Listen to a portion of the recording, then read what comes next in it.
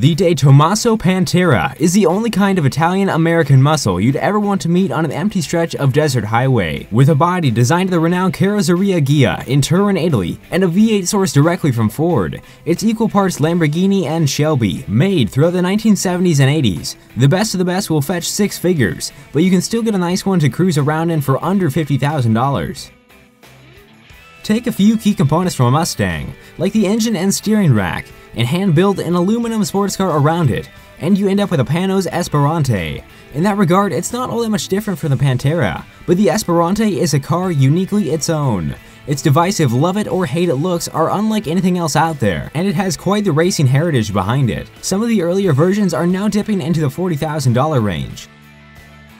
The fact that the Dodge Viper is readily available in the sub-$50,000 range is a testament to the enduring success of the car.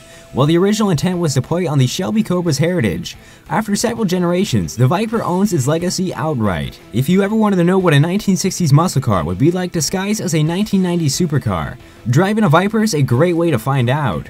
These are running for around $20,000 to $40,000 a piece.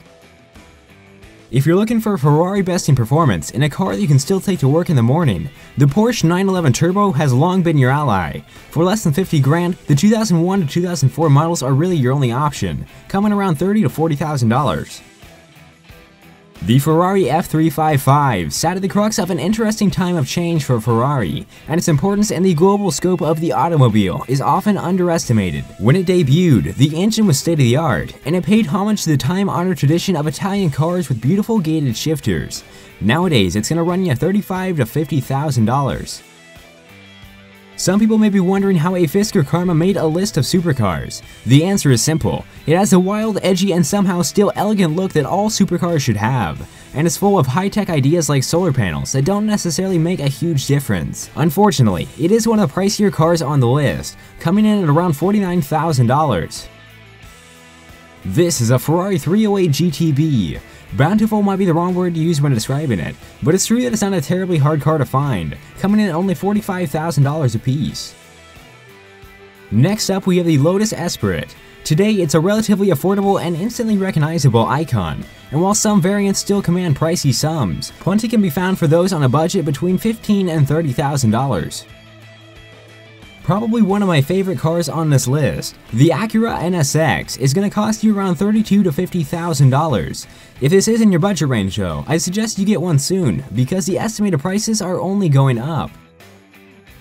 There is a theory that the Corvette is a supercar by right, that its high performance warrants its inclusion in that exclusive category, but that its lack of refinement and rarity is what holds it back in the eyes of the public. If that theory is true, then the Cadillac XLR-V should count.